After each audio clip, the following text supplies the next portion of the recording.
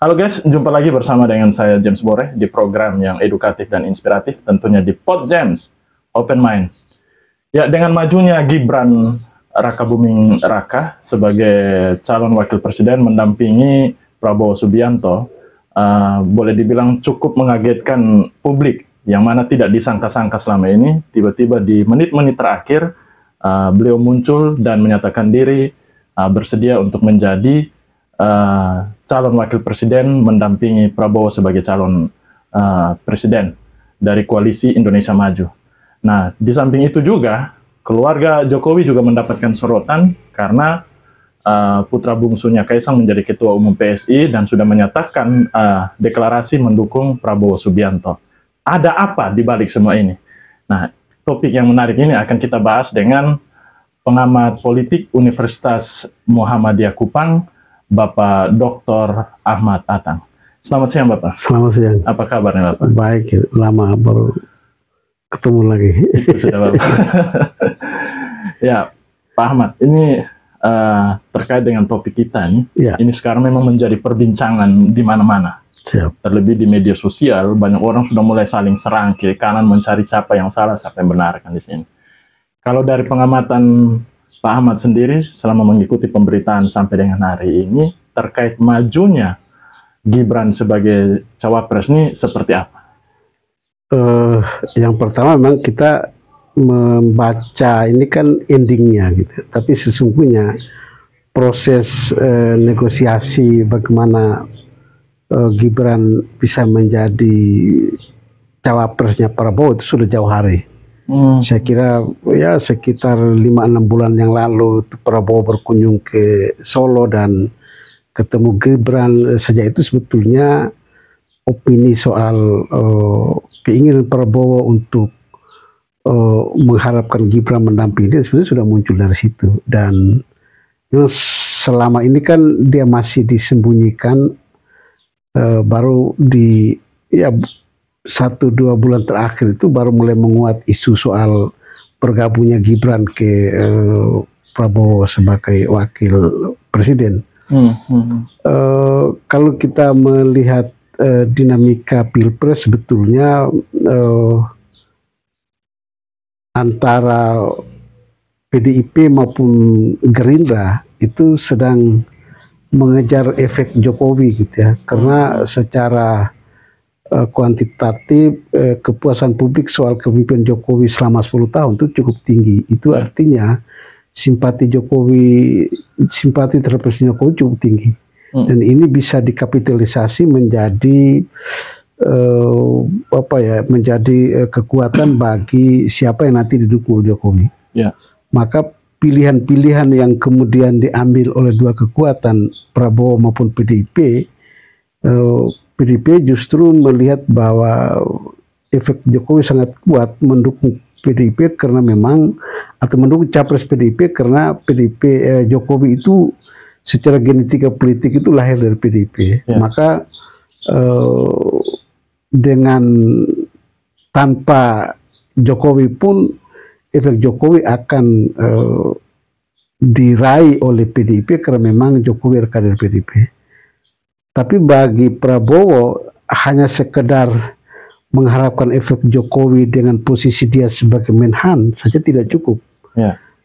Dia mesti setidak-tidaknya merebut efek Jokowi itu juga tidak hanya sekedar memilih wakil yang disetujui oleh Jokowi, tapi secara emosional wakil itu punya kedekatan dengan Jokowi yang membuat Jokowi tidak punya pilihan lain, harus memberi dukungan kuat full terhadap wakil yang dipilih oleh Prabowo. Maka Gibran itu adalah salah satu pilihan yang tepat bagi Prabowo untuk merebut Jokowi efek tadi.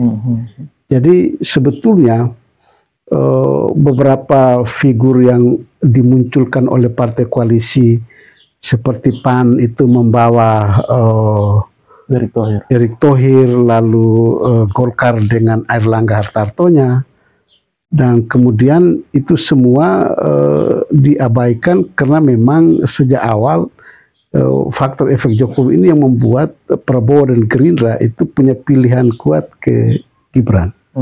Jadi saya kira salah satu faktor kenapa Gibran harus menjadi rebutan Gerindra dan Prabowo itu karena memang untuk bagaimana efek Jokowi itu memperkuat dukungan terhadap capresnya Prabowo. Ya, Pak Ahmad,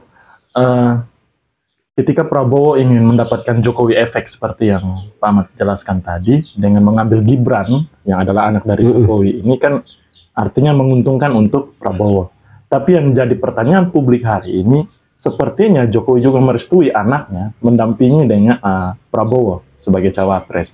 Dan hari ini label-label yang disematkan ke Jokowi dan keluarga dibilang pengkhianat lah, apa segala macam itu, apa ada efeknya juga nanti terhadap tingkat kepuasan publik atau mungkin nanti menimbulkan kekecewaan sehingga nanti justru efeknya malah tidak ada untuk Prabowo?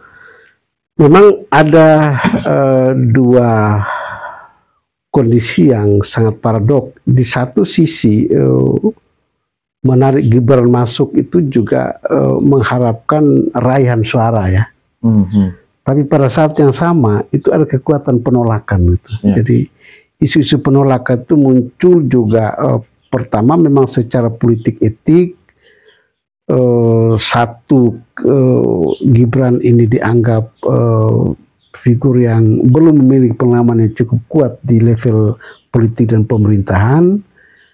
Di sisi yang lain dengan Jokowi merestui majunya Gibran itu artinya Jokowi kemudian melanggengkan kekuatan politik dinasti dalam proses demokrasi kita.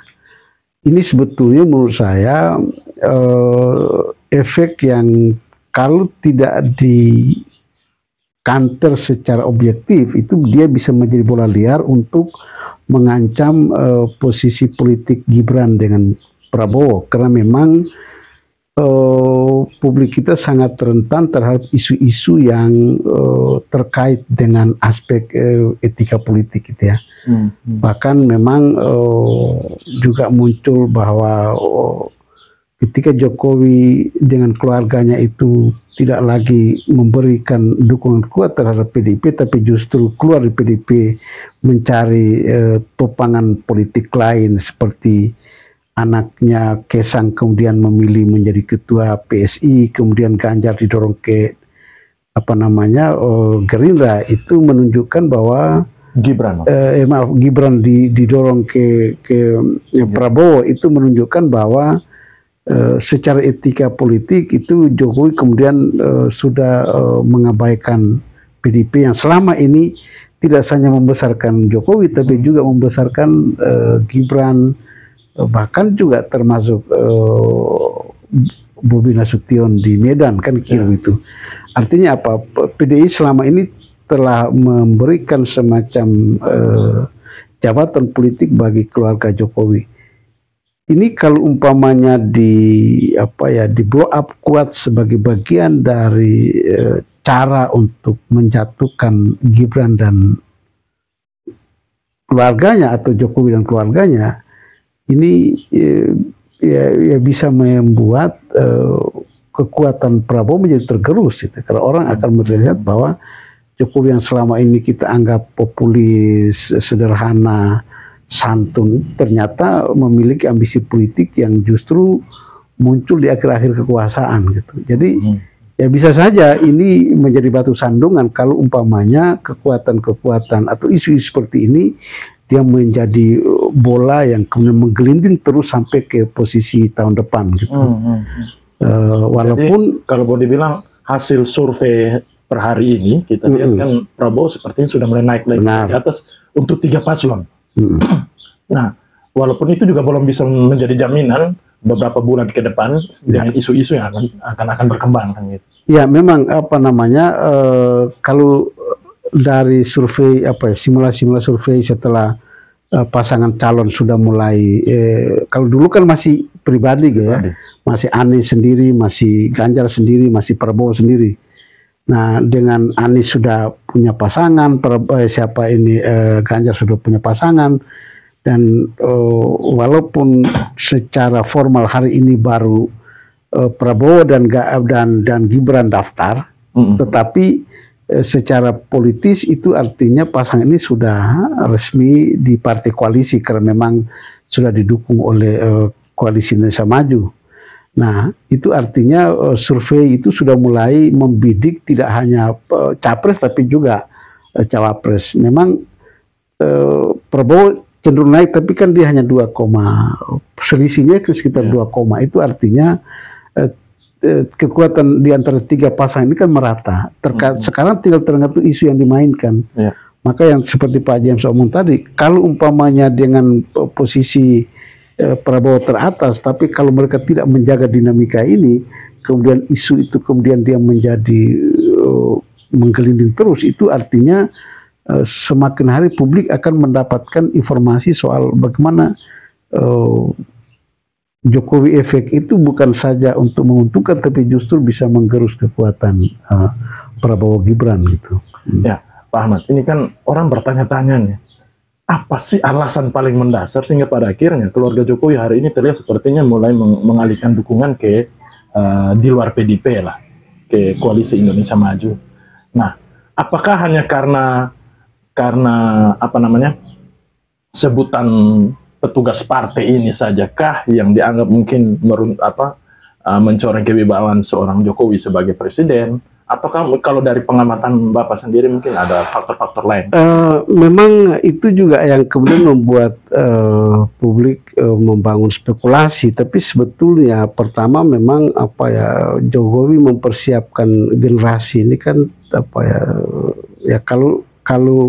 kalau kita mau jujur terlalu cepat ya mendorong Gibran masuk ke level yang sebetulnya dalam tanda petik kita butuh Gibran itu mesti berkiprah secara alamiah, jadi tidak karbitan gitu ya, tidak karbitan. Nah,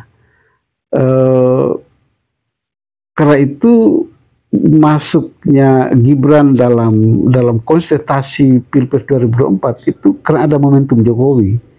Ketika Jokowi tidak lagi di level kekuasaan, karena dia juga bukan ketua partai, jadi dia tidak punya otoritas politis apapun untuk mengendus anak-anaknya, kan begitu. Nah, karena momentum beliau masih presiden inilah dan posisi ini tidak mungkin terulang, maka suka atau tidak suka ketika Jokowi harus menunggu momentum bagi apakah itu Kaesang maupun Gibran lewat PDIP, itu kan bisa, kalaupun tahun ini 2009 bahkan berikut 5-10 tahun belum tentu, kan begitu. Jadi kalau tidak ada pilihan yang kemudian mempercepat anak-anaknya itu untuk naik ke tangga kekuasaan setidak-tidaknya di level nasional, di level pusat, itu momentumnya sekarang gitu.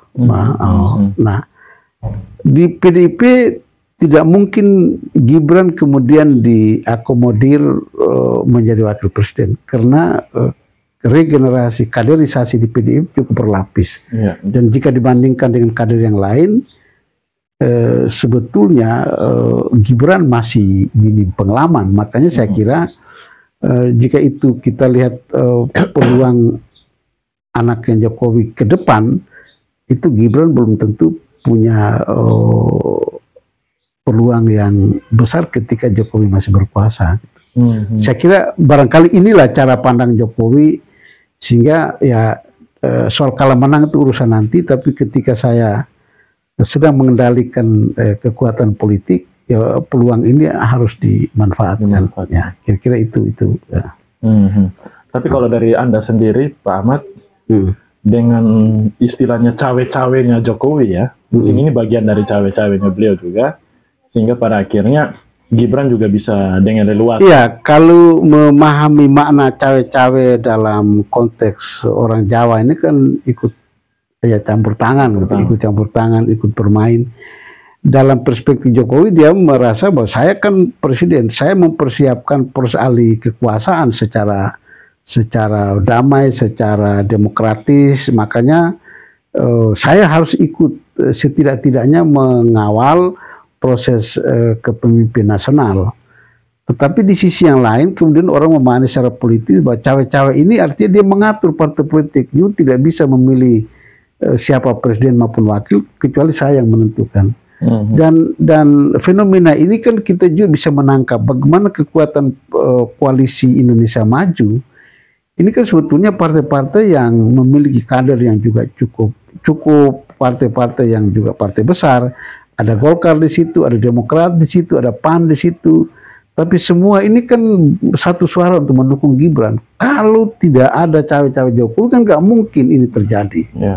Jadi secara politis itu artinya cawe-cawe itu tidak hanya dimaknai sebagai bagian dari bagaimana cara Jokowi untuk membangun skenario alih kekuasaan dari presiden setelah dia, tetapi juga menentukan siapa yang harus mau menggantikan saya gitu. Sehingga kalau seperti itu posisinya, maka sebetulnya kita sudah bisa tahu bahwa siapa sih sesungguhnya presiden di 2024. Kalau umpamanya cawe-cawe Jokowi itu sampai pada tidak hanya sekedar membangun skenario alih kekuasaan, tapi juga menentukan siapa yang menjadi presiden. Sehingga ya kalau itu yang terjadi, maka ya sesungguhnya rivalitas publik, tensi politik publik itu sebetulnya hanya menghabiskan energi saja. Ya. Kalau Anda sebagai seorang pengajar ilmu politik, kira-kira ini pendidikan politik yang baik untuk masyarakat? Pertama kita mesti melihat bahwa politik itu merebutkan kekuasaan, tapi merebut kekuasaan kan dengan cara-cara beradab gitu ya, dengan cara-cara yang mengikuti apa ya semacam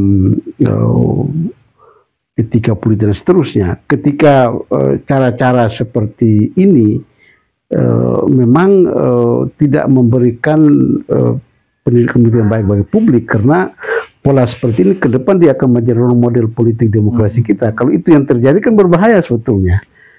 Nah, oleh karena itu kita tetap memberi ruang bahwa politik itu adalah sesuatu yang tidak aman gitu ya. Kalau dalam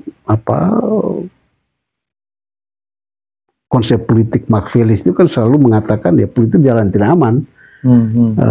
Apapun modelnya, karena semua cara mereka bisa gunakan, yang penting mendapatkan kekuasaan. Bahwa kita tidak menutup mata soal praktik-praktik politik demokrasi yang cenderung ke hal-hal yang menghalalkan segala cara, tetapi harus ada kesadaran etik bahwa kita sedang membangun demokrasi yang bukan untuk hari ini, tapi untuk masa depan. Maka seorang pemimpin politik itu tidak kemudian memahami politik pada konteks masanya, tapi dia juga harus mewariskan nilai-nilai politik pada generasi mendatang. Apa yang dibuat Jokowi hari ini, kalau tidak dicegah menurut saya, itu akan membangun demokrasi yang buruk di masa depan, karena orang menggunakan cara bukan untuk kepentingan bangsa dan negara, tapi untuk kepentingan dinasti, untuk kepentingan keluarga dan seterusnya. Oke, baik. Terima kasih Pak Ahmad untuk waktunya, untuk ilmunya sudah bisa berbagi dengan seluruh penonton PodJams di mana saja. Terima kasih. Oke guys, demikianlah bincang-bincang kami bersama dengan Bapak Dr. Ahmad Atang terkait dinamika politik nasional saat ini, terkhususnya tentang Gibran yang maju sebagai cawapres. Akhir kata, saya James Bore bersama dengan Bapak Dr. Ahmad Atang pamit. Sampai jumpa. Baik.